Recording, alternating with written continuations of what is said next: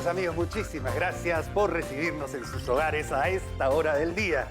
Muchísimas gracias por acompañarnos a hacer este programa. Amigos, estamos iniciando una nueva etapa del programa y esperemos que sea de su agrado, que les dé toda la información que puedan conversar en familia para tratar de solucionar problemas de salud, educación, cultura y entender a nuestro propio cuerpo. Que lo disfruten. Hola Perú, muchas gracias por acompañarnos en nuestro programa el día de hoy y muchísimas gracias, por supuesto, por recibirnos en sus hogares. Queridos amigos, estamos entrando a nuestro consultorio nutricional y hoy día vamos a hablar de uno de esos alimentos que personalmente considero uno de los alimentos más completos y saludables que existen en el mundo. Y el día de hoy, para hablar de los yogures y tipos de yogur, nos acompaña la señora Yomi Paz, doctora en nutrición. Muchísimas gracias, Yomi. ¿Cómo estás? Me encanta el yogurt. Me parece uno de los alimentos más refrescantes, totalmente, más completos, más protectores de la mucosa gástrica y más reconstituyentes de la microbiota, antes también llamada flora bacteriana normal del organismo. Existe en todos los países del mundo. Así es. En todos, especialmente en Asia, en Grecia, en Oceanía, en todos los continentes. Por algo será, ¿no es cierto? Definitivamente el yogur es uno de los alimentos más completos porque obviamente viene de la leche. Es la leche que ha sido fermentada por dos cultivos lácticos, que en este caso vendría a ser como bacterias que van a acidificar la leche y van a fermentarla, ¿no? Entonces, el yogur tiene todos los beneficios de la leche. Yo diría que hay personas que a veces dicen, no me gusta la leche. Es una alternativa nutricional porque va a brindar todas las bondades nutricionales, proteínas, ¿no? Y proteínas de la más alta calidad, ¿no? Entonces tenemos ahí proteínas propias de la caseína, del suero lácteo también, que son proteínas con una calidad altísima y se absorben con mayor facilidad. Tenemos el calcio, que es muy importante, ¿no? Para poder justamente cubrir el requerimiento. Por ello, siempre se recomienda, y habrás escuchado, Tomás, consume 3, 4 lácteos al día porque es la cantidad con la cual tú vas a cubrir el requerimiento de calcio, ¿no? Aparte que también dentro del yogur nos da ese beneficio que tú dijiste inicialmente, esa salud y digestiva, uno siente ese frescor, ¿no? Y es más, a veces tenemos un mito de no consumir aquellas personas que tienen gastritis, pues es todo lo contrario. Todo lo contrario, es un protector de la mucosa gástrica. Así es. Es un protector y eso no hay lugar a duda, lo he estudiado especialmente. Y otra de las cosas, hay en Arabia, por ejemplo, sé que hay un yogur de leche de camella. ¿No? Qué interesante. O sea, de leche de camella. Y es un yogur que también tiene las propiedades iguales a la leche, porque estamos hablando del lácteo, ¿no? Así es. Y no es lo mismo que leche cortada o leche rancia, no es lo mismo. Es más bien leche cultivada, que Así es otra cosa. Son dos bacterias benéficas que justamente van a actuar sobre la lactosa. ¿Qué es la lactosa? Recordemos que la lactosa es el azúcar propio de la leche. Entonces, ¿qué van a hacer estas bacterias? Van a alimentarse de esta lactosa. Quitándosela. Así es, y las van a desdoblar, ¿no? En glucósiga lactosa, ¿no? Entonces, al desdoblarlas, van a hacer que se adifique más, el pH va a incrementarse, y al incrementarse este pH va a hacer que las proteínas también se concentren más, se coagulen. Se coagulen. Y es donde justamente es todo este proceso de fermentación que va a dar ese beneficio en mejorar la digestión, ¿no? De las personas, ¿no? Entonces, perfecto. Si hay una leche, por ejemplo, acá tenemos distintos tipos de yogures, aunque parecen bastante iguales, pero hay distintos tipos de yogur. Así es. Okay. Estás viendo, por ejemplo, en el primer vaso, el primer Tomás, vaso. ese es un yogur sin lactosa. Sin lactosa, o Así sea, es. le han quitado el azúcar de la leche totalmente, ideal para diabéticos, por ejemplo. Así es, ¿no? Entonces, recordemos que el yogur, aquellas personas que son intolerantes a la lactosa, estudios demuestran que justamente porque el yogur se forma por el consumo de este azúcar, que es la lactosa, entonces la concentración de lactosa disminuye. Entonces va a tolerarlo perfectamente un intolerante a la lactosa, pero hay intolerantes que son más severos, llamémoslo así, que necesitan un yogur donde se le haya quitado la totalidad o casi la totalidad de la lactosa. Ahí tengo una pregunta yo. Claro que sí. ¿Esto se hace a partir de leche sin lactosa? ¿O es que al yogurt se le quita la lactosa, sabes? Sí, se le agrega la enzima, la lactasa, para justamente Ah, qué poder, bacán. Qué justamente bacán. ese yogur que queda como remanente, que entonces se hace que se desdoble en glucosa En y en glucosa. Qué maravilla. lactosa, ¿no? Entonces, ese es un beneficio para ese tipo de pacientes o de personas, ¿no? Listo. El siguiente, por ejemplo, otra cosa. Por ejemplo, ahí tenemos un yogur en el cual es un yogur semidescremado, llamémoslo así, donde se le ha quitado parte de la grasa, ¿no? Entonces, hay yogures también descremados donde se le ha quitado casi la totalidad de la grasa. Entonces, este tipo de yogures son elegidos por personas que tengan un cuidado, una restricción más severa con la grasa. Recordemos que dentro de las grasas hay grasas buenas, hay grasas malas, ¿no? Entonces, las grasas de los lácteos están dentro del grupo de los buenos, ¿no? Entonces, pero hay personas que tienen cierta restricción o cierto rechazo a las grasas y es una opción para ellos, ¿no? De acuerdo. Luego tenemos un yogur entero, ¿no? Entonces, donde tiene... Ahí voy yo. donde tiene la composición completa de la leche, proteínas, grasa, carbohidratos, ¿no? Con la proporción normal de grasas. Definitivamente en el yogur siempre la lactosa va a ser menor. Este es más delgado que este. O sea, vamos a decir, si tiene menos grasa, viene a ser más delgadito, más porque este se ve mucho más, claro, más entero, ¿no es cierto? Claro. A veces cuando nosotros encontramos en el mercado una terminología que dice light, ¿no? Hay que ver ese light en qué es. Si es el light en grasas, estamos hablando que ese producto, en este caso de los yogures, tiene menos de 3 gramos por 100 gramos de producto, ¿no? Entonces, esa es la diferencia básica con el entero, que contiene la cantidad normal de grasa, ¿no? que tiene una leche.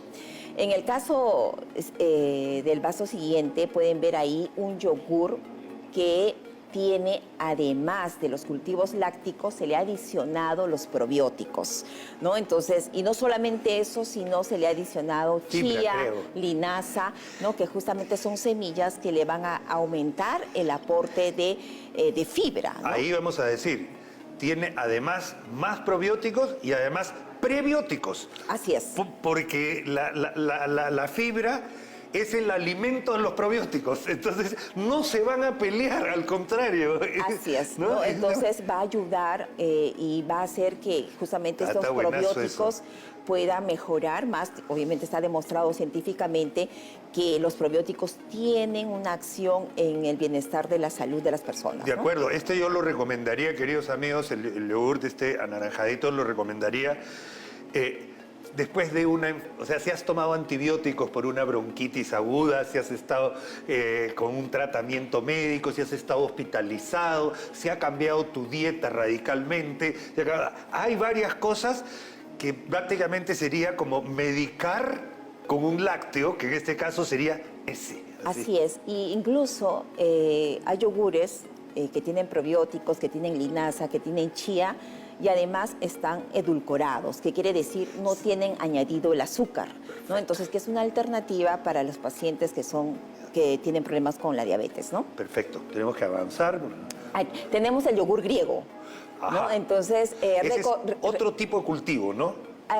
El yogur griego se caracteriza, no hay una regulación, ¿no? En el Perú para denominar un yogur griego. Recordemos que las características de un yogur griego, por ese espesor que tiene, es por la concentración de las proteínas, ¿no? Entonces se caracteriza principalmente por un mayor aporte de proteínas, ¿no? La acidez esa que se incrementa justamente hace que se coagulen más las proteínas, y el aporte es más alto en proteínas como un yogur tradicional. Si un yogur tradicional te aporta en 100 gramos, te aporta 3, un yogur griego te aporta entre 5 a 6 gramos de proteína, ¿no? Entonces, la característica principal de un yogur griego es el aporte más alto en proteínas y más espeso, ¿no? Es más espeso, ¿no? Entonces hay mayor concentración, en este caso, de proteínas. Luego ves, en el siguiente vaso, es un yogur tratado térmicamente. No, es una leche fermentada tratada térmicamente. ¿Qué quiere decir? Es que aquí ya los cultivos lácticos, por un proceso de la pasteurización, entonces están, digamos así, inactivos. Inactivos. ¿No? Sí. Entonces, pero es una ventaja que tú lo puedes consumir sin necesidad de refrigerarlo, ¿no? Entonces vas a tener los beneficios de la proteína, vas a tener los beneficios del aporte de calcio, ¿no? De la lactosa, pero con material inerte. Exacto, Okay. exacto. Miren la cantidad, queridos amigos, de yogurts. Tenemos un montón, hay muchos en el mercado. Mi sugerencia, de todas maneras, es que usted los consuma con cierta fruta. A cualquier yogurt se le puede poner cualquier cereal o cualquier fruta. Es una mezcla perfecta. Buena salud, fresco, nutritivo y muy, pero muy saludable. Muchísimas gracias a la señora Yomi Paz. Muchísimas gracias a ustedes por su atención.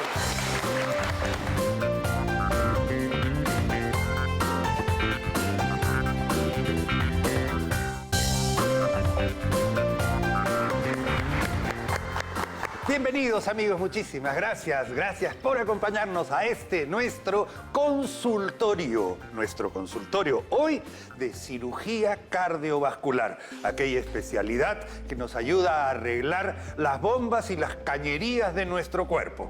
Sí, estas también se enferman. ¿Qué sucede? O sea, por ejemplo, quiero explicarles a algunos. Tiene una tendinitis. Una inflamación de un tendón. Hemos dicho que el sufijo itis siempre se relaciona a inflamación.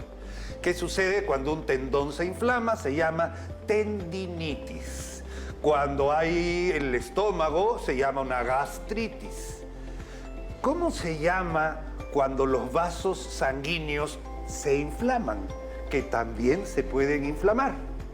Se llama vasculitis o arteritis.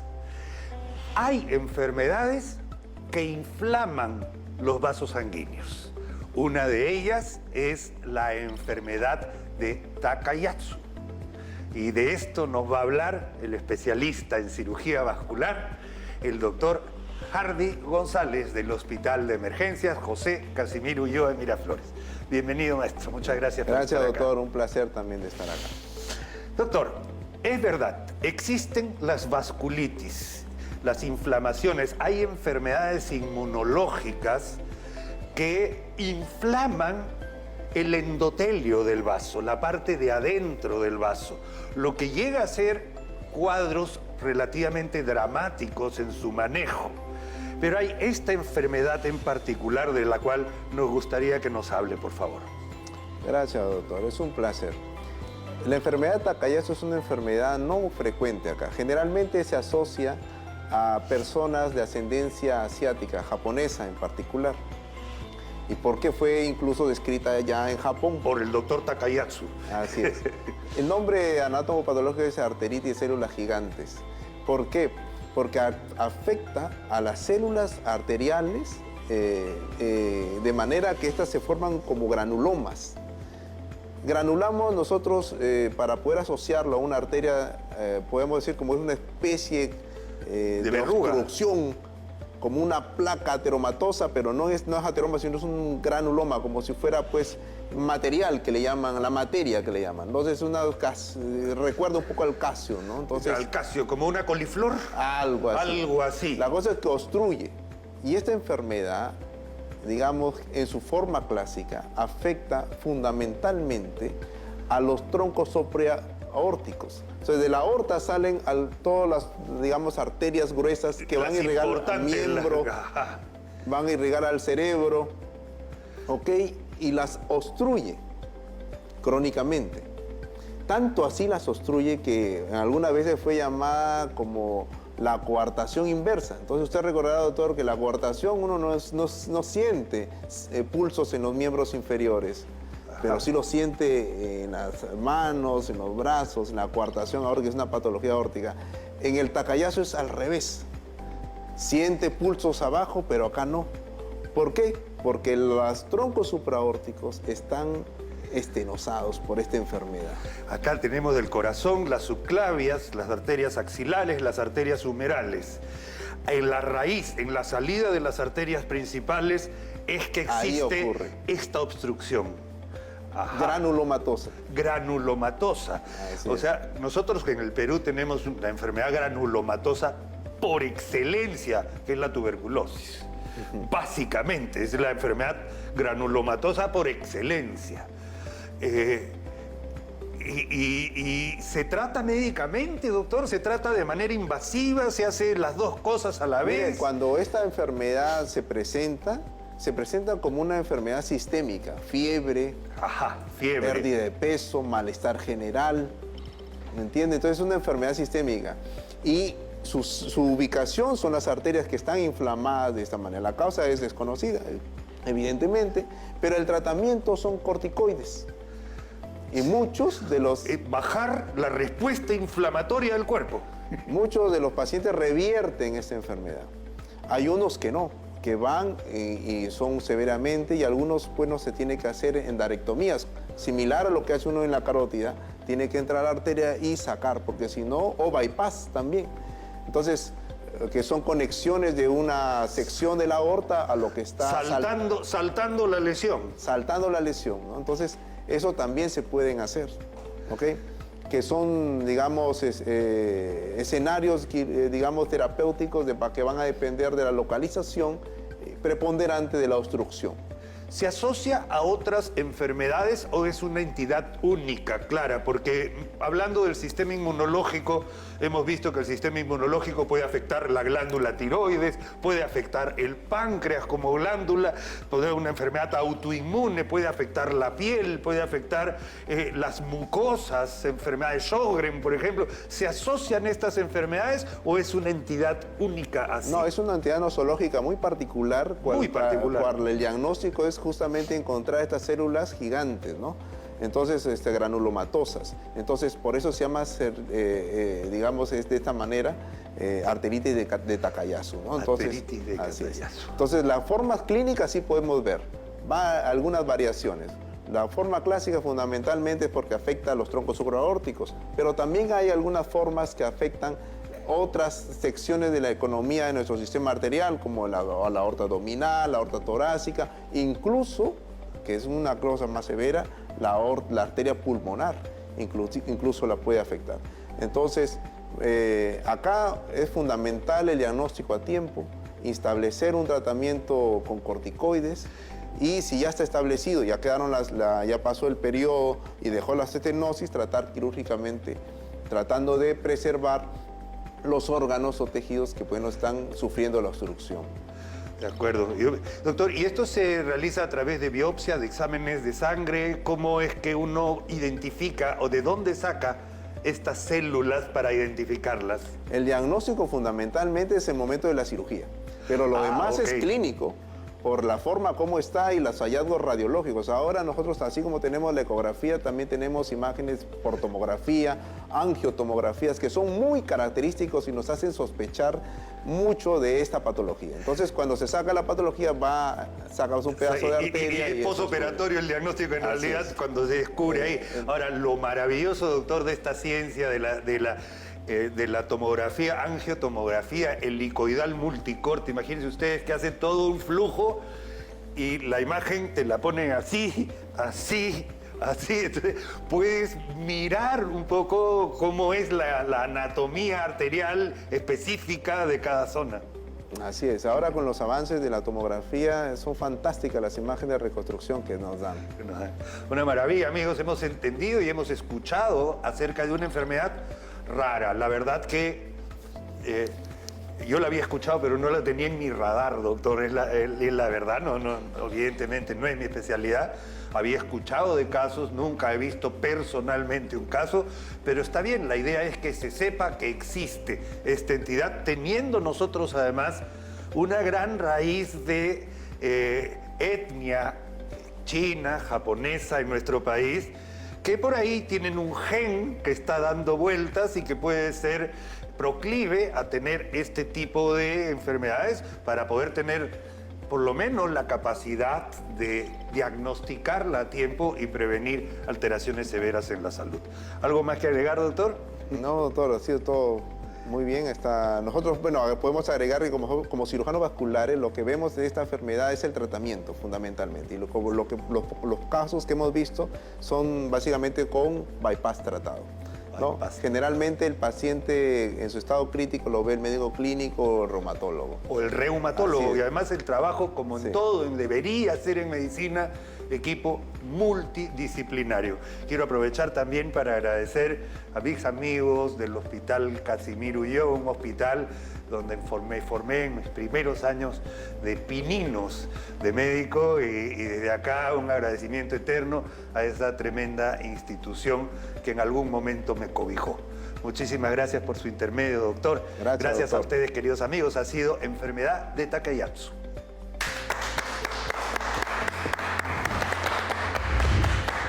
Bienvenidos, queridos amigos, muchas gracias por acompañarnos en nuestro programa, por recibirnos en sus hogares, y esperamos que en algún momento puedan compartir esta información que consideramos interesante con sus amigos y toda su familia. El día de hoy estamos entrando aquí, ahora, a un consultorio de nefrología.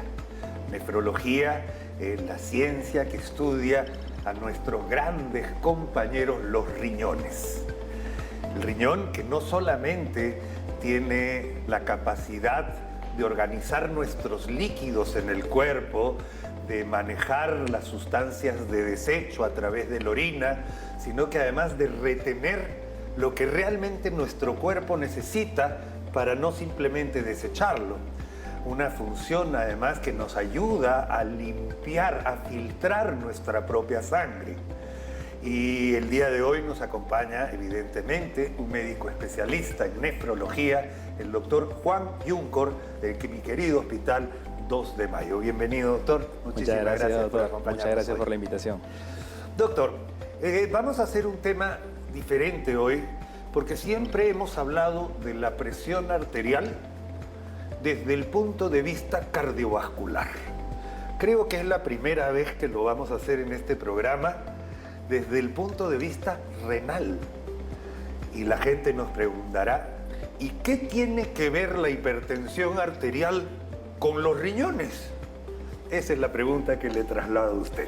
Es una excelente pregunta y es probablemente una de las grandes preguntas que siempre en nefrología nos la hacemos y queremos tratar de trasladar a los pacientes. La hipertensión arterial es la segunda causa de daño renal crónico y es probablemente una de las causas más prevenibles que debemos investigar antes de llegar a un diagnóstico de enfermedad renal. De acuerdo. Ahora, claro, la hipertensión daña los riñones, pero ¿también produce hipertensión?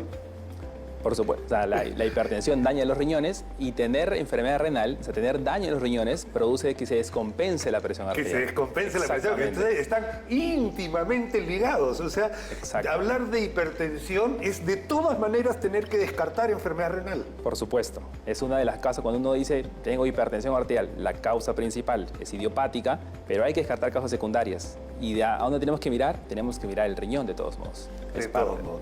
Ahora, ¿cómo es que están conectados? Porque el riñón evidentemente recibe sangre del corazón. Correcto. Hay muchas formas, pero el riñón recibe, digamos, el 25% del gasto cardíaco, que es que el corazón bombea. ¿Un cuarto? Un cuarto. ¿Un cuarto del gasto cardíaco? Pasa por los riñones. Exactamente. Y sale también.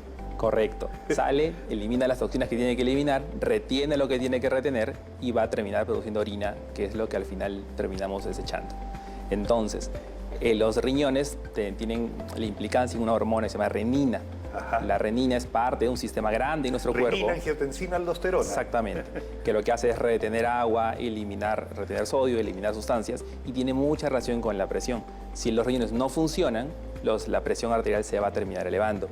Y viceversa, si tenemos presión arterial elevada, vamos a terminar condicionando un daño renal. Un daño renal. Entonces, amigos, ahí está el tema y ese es importantísimo porque este sistema además no lo manejamos nosotros, se autorregula. Correcto. Y eso es lo más loco que hay porque es un sistema de feedback, ¿ya? O sea, cuando una cosa se sobrepasa, se segrega una sustancia que se llama hormona antidiurética. Entonces, retenemos, no orinamos o orinamos mucho. ¿Por qué? Porque al orinar mucho, bajamos la presión.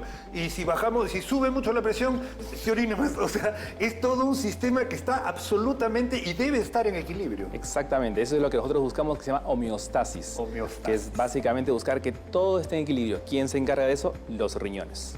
Los riñones se encargan de tener todo eso. Lo poco que sube, lo baja. Lo poco que falta, lo va a reabsorber de todos modos. Tremendo.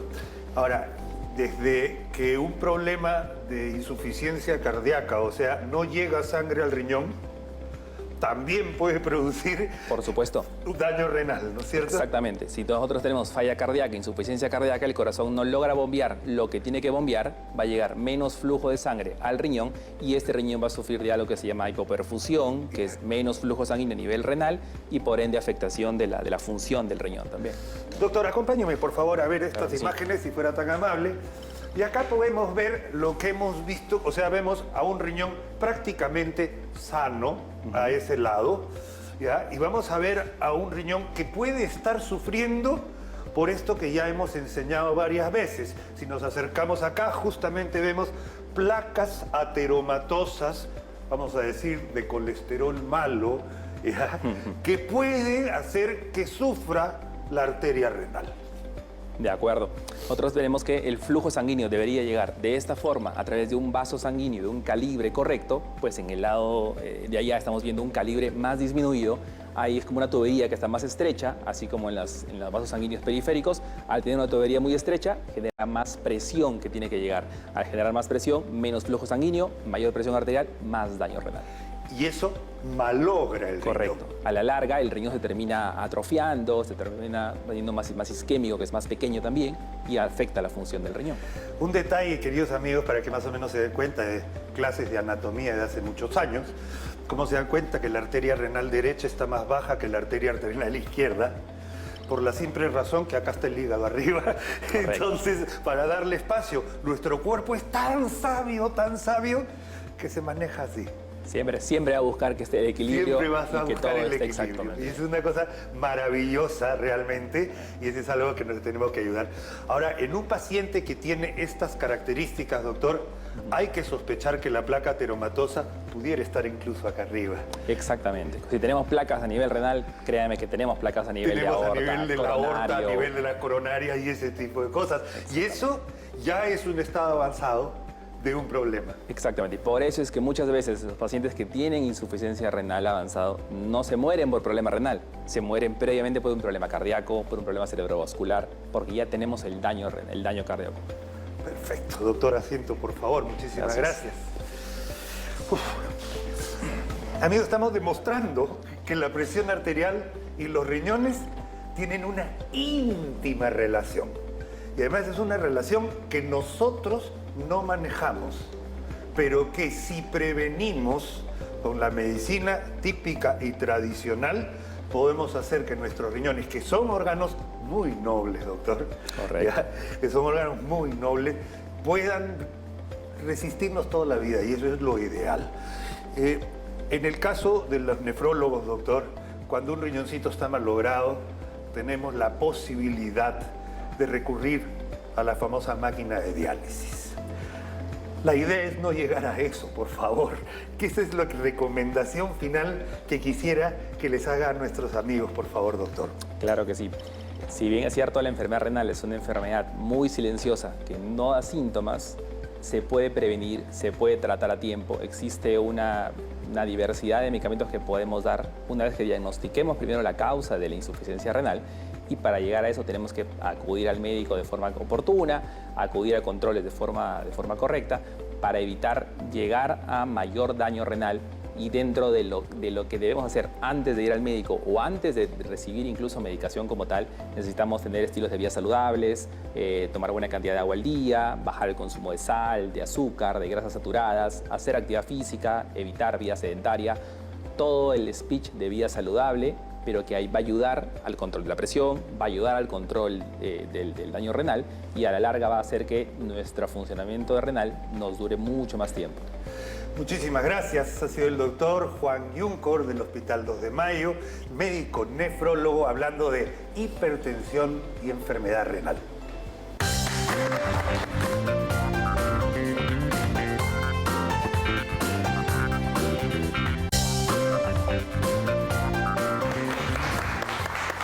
Hola, muchísimas gracias amigos por recibirnos a esta hora del día en sus hogares y por acompañarnos en nuestro programa. Amigos, toda su atención. Estamos entrando en nuestro consultorio de ginecología. El día de hoy nos acompaña nuestra buena amiga, la doctora Janet Marchena, médico ginecobstetra, para hablar de la administración de hormonas en las mujeres. Existen ahora distintos tipos de formas y aplicaciones para poder hacer desde terapia de reemplazo hormonal en caso de menopausia hasta algunas cremas incluso que se pueden o deben aplicar en casos especiales. Bienvenida, doctora Marchena. Janet, ¿cómo estás? Muchas gracias por estar Tomás, acá. por la invitación. Sí, efectivamente es un tema que es sumamente importante para todas las mujeres, conocer cómo pueden ellas mejorar su equilibrio hormonal a través de las diferentes etapas de su vida. Sobre todo en la menopausia, cuando ya no tenemos la producción ovárica natural del estrógeno, de la progesterona y de la testosterona, porque son esas tres hormonas que se producen a nivel de nuestro ovario y dejan de producirse en la menopausia, tenemos diferentes alternativas. Alternativas que muchas de las mujeres a veces le tienen un poquito de rechazo porque le tienen temor a la aplicación de una hormona. Debemos decir que los estudios nos han dado la conclusión de que no hay problema cuando la indicación es la adecuada, la administración y la vía es también la más favorable para la mujer.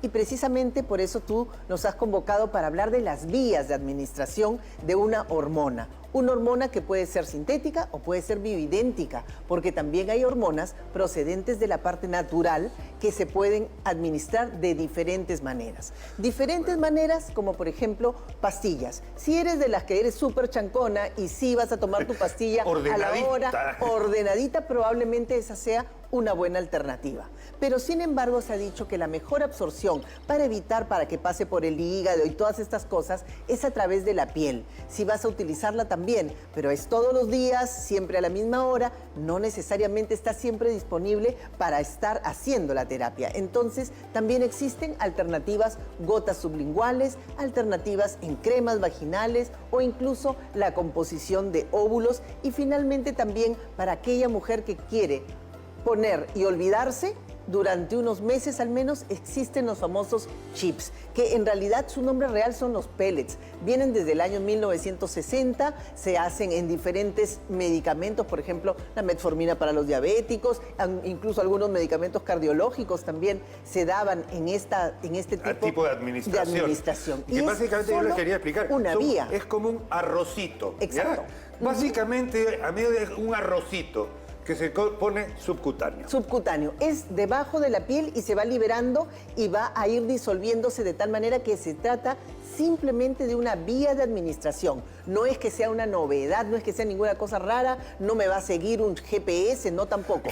Es la gente porque está creyendo cree eso, ¿no? que un chip me van a saber dónde estoy. No, nadie va a saber dónde está, simplemente se va a ir disolviendo y tampoco necesitas retirarlo porque se disuelve completamente, desaparece y lo vas a poder seguir colocando de preferencia en alguna zona donde haya bastante tejido graso para que en el caso de las hormonas se absorba mejor. Y no solo es testosterona, porque todos asociamos los chips con testosterona. No, también hay de estrógeno, de progesterona y de algunas otras hormonas necesarias para cada etapa de la mujer. Perfecto, es justo lo que has dicho. Para cada etapa de la vida, y generalmente las mujeres lo asocian a una terapia de reemplazo. Como ya no la tengo y no la produzco, podría necesitar por más tiempo, más protección cardiovascular, más Osteoporosis. actividad, menos estrés, menos, o sea, especialmente si hay síntomas severos relacionados a la menopausia. Exacto. Pero tiene también sus indicaciones y hay que hacerlo, como dice el libro, así digo, by the book, porque hay algunas cosas que no se pueden o no, se tienen que hacer primero. Exactos, como son los análisis y poder evaluar bien al paciente y poder ver cuál es en el riesgo-beneficio en esa balanza, qué es lo mejor para esa mujer en esta etapa de la menopausia, o si es que está sufriendo de repente una insuficiencia ovárica prematura, o si de repente utilizó mucho tiempo un anticonceptivo, bajaron sus niveles de testosterona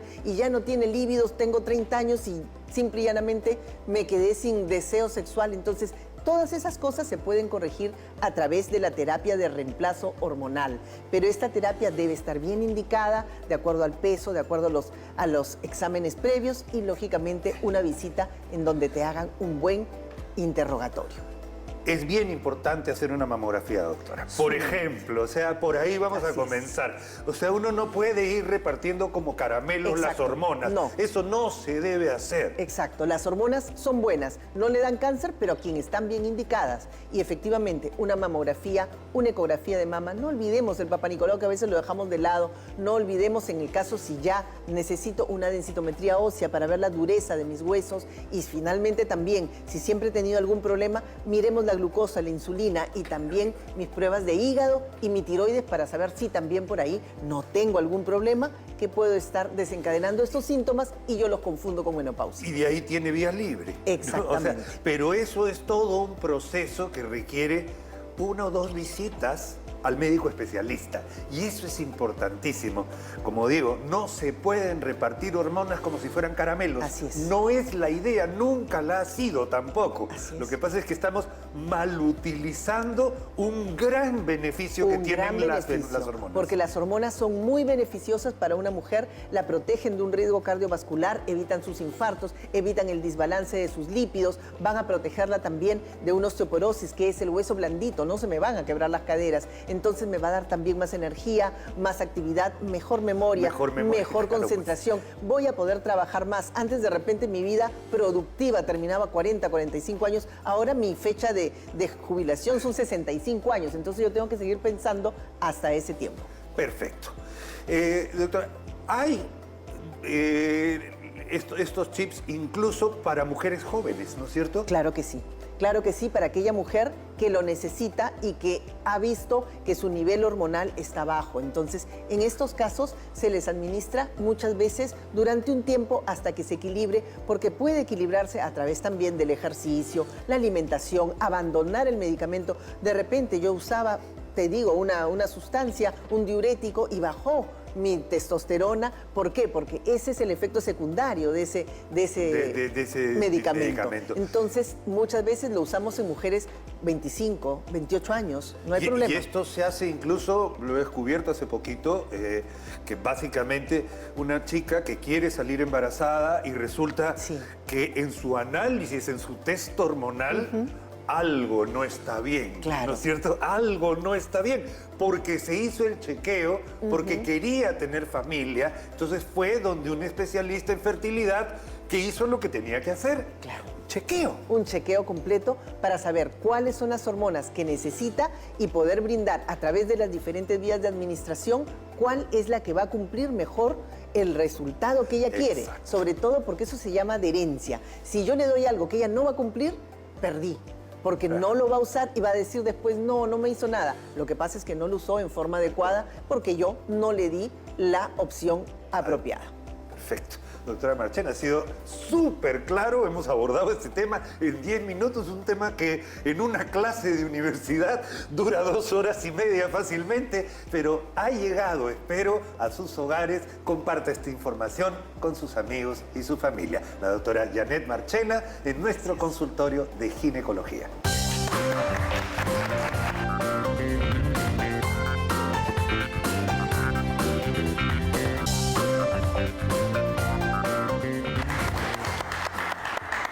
Hola amigos, gracias por acompañarnos a esta hora del día de 2 a 3 de la tarde de lunes a viernes en todo el Perú a través de IRTP, Canal 7. Muchísimas gracias, además, por tratar de compartir algunos de estos conocimientos con sus amigos y su familia. Y hoy día estamos entrando a un consultorio especial, un consultorio de geriatría. Nos acompaña la doctora Vanessa Pedraza del Hospital Nacional Guillermo Almenara. Bienvenida, doctora, para tratar un tema muy importante. Falta de apetito en adultos mayores. Antes de entrar directamente al tema, quiero comentarle a la doctora que en una pregunta de examen de ingreso a la universidad, la recuerdo hasta el día de hoy, era el primer síntoma de apendicitis. El primer síntoma de apendicitis, y habían varios distractores. Y la respuesta era pérdida del apetito. La falta de apetito en un paciente que acostumbra comer bien y a sus horas es un síntoma, sea niño pequeño o un adulto mayor, especialmente en los extremos de la vida. La pérdida del apetito es un síntoma y hay que tomarlo como tal. Bienvenida, doctora. Muchas gracias por la invitación. Sí, usted tiene razón. La pérdida de apetito es otro de las frecuentes preguntas y preocupaciones del familiar, del adulto mayor, que te indican: mi paciente no come. Pero ¿hace cuánto no come? ¿No? Hace, no sé, es diferente dejar de comer hace una semana, es diferente dejar de comer hace 2, 3 meses, y es diferente dejar de comer hace 2 días, y es muy diferente disminuir la cantidad de ingesta recientemente, ¿no? Entonces, la alimentación es importante, es muy importante, pero siempre hay un pero. La alimentación tiene un objetivo en cada determinada fase de nuestra vida. No solamente de la vida, sino también en cada una de las fases, de las trayectorias de la enfermedad que de repente previamente un paciente puede estar desarrollando, ¿no? Causas para pérdida de apetito, múltiples. Múltiples. Desde algo metabólico, algo crónico, algo infeccioso, hasta algo psicoemocional o hasta algo cultural. ¿Ah? Entonces, uno tiene la función, uno tiene la idea de que si yo cuanto más como, más me sano, o cuanto más como, más tiempo voy a vivir.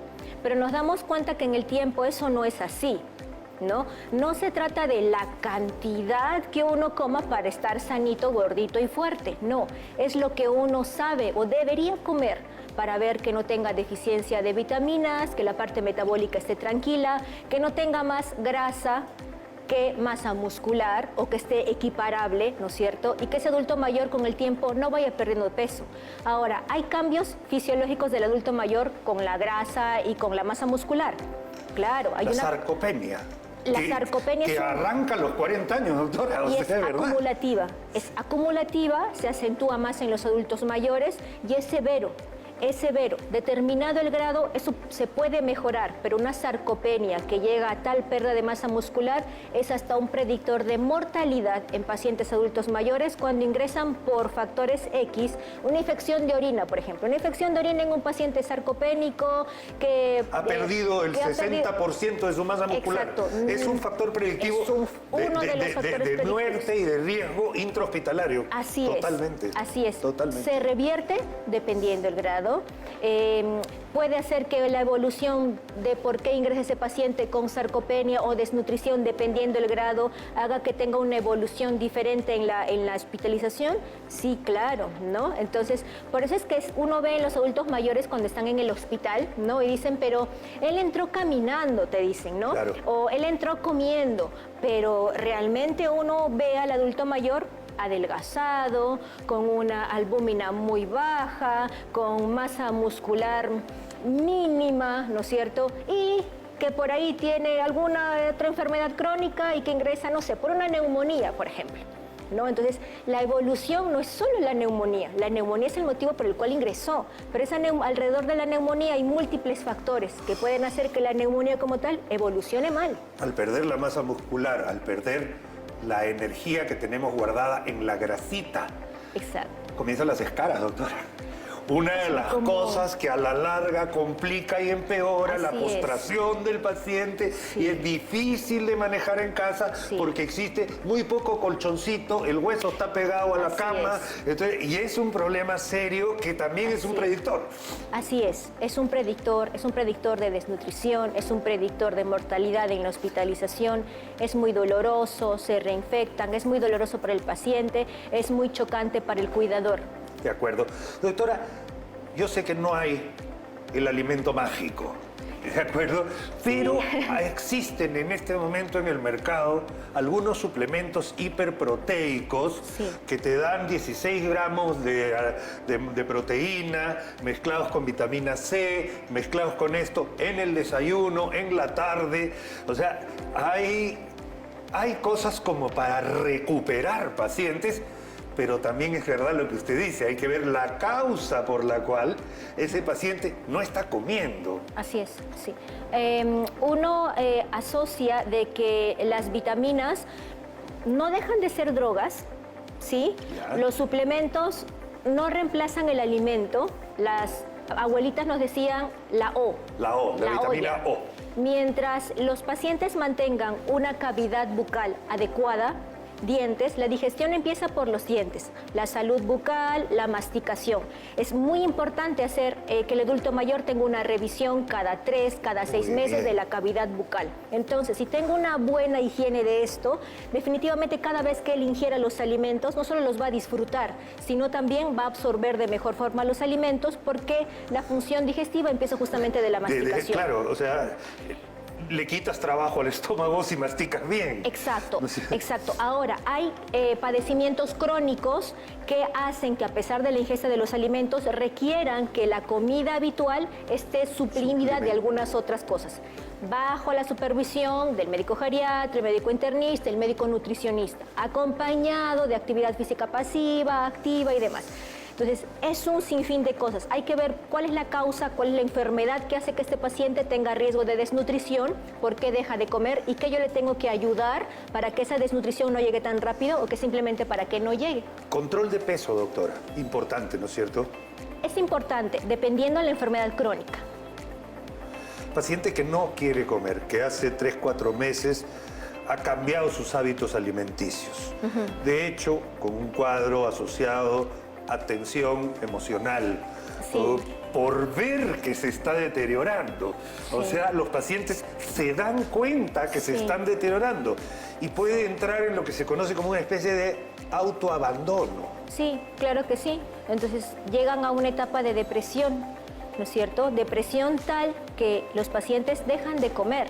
O, por ejemplo, los pacientes con demencia. Los pacientes con demencia no dejan de masticar porque simplemente no quieren. Pierden facultades hasta las más básicas, que olvidan hasta cómo masticar. Entonces el familiar, uno como familiar se preocupa. Y se angustia, claro. Y se angustia. Pero acá hay algo importante. Cuando uno en casa tiene un paciente con una enfermedad crónica compleja, o por ejemplo una enfermedad crónica terminal, ¿no es cierto? Ya no se trata en lo que el familiar quiere, se trata en las necesidades que el paciente requiere. Y a veces comer, no sé, hasta fraccionado, cada 3 horas, cada 4 horas, cada 5 horas, pero en porciones pequeñas que mantenga una satisfacción al paciente, ¿verdad? Es suficiente. Ya ahí ya no tengo la objeción de nutrición, simplemente estoy alimentando y ahí hay una diferencia. Una diferencia completa. Exacto. De acuerdo. Y eso lo veo, lo he visto por mi profesión como cirujano, además, nutrición enteral, nutrición paraenteral, Claro. el hecho de poder o necesitar colocar una sonda de alimentación, ya sea enteral por vía nasogástrica, nasoyeyunal, o por una sonda, una gastrostomía, y ese tipo de cosas, facilitan el cuidado médico de las personas y mantienen al menos Exacto. la alimentación básica Exacto. que debe tener un paciente, y lo vamos a tocar. Yo le prometo y la voy a invitar para tocar el tema de cuidados paliativos en un paciente adulto mayor. Es una sentencia a eso quisiera invitarla para conversar otro día. Esto ha sido nuestro consultorio de geriatría. La doctora Vanessa Pedraza del Hospital Nacional Guillermo Almenara. Muchas gracias. Muchísimas gracias, amigos, por habernos acompañado el día de hoy. Recuerde, todos los días, de 2 a 3 de la tarde, estamos aquí en nuestro programa para dar un mensaje de prevención en salud, educación y cultura. Nos vemos. Muchas gracias. Chao, chao.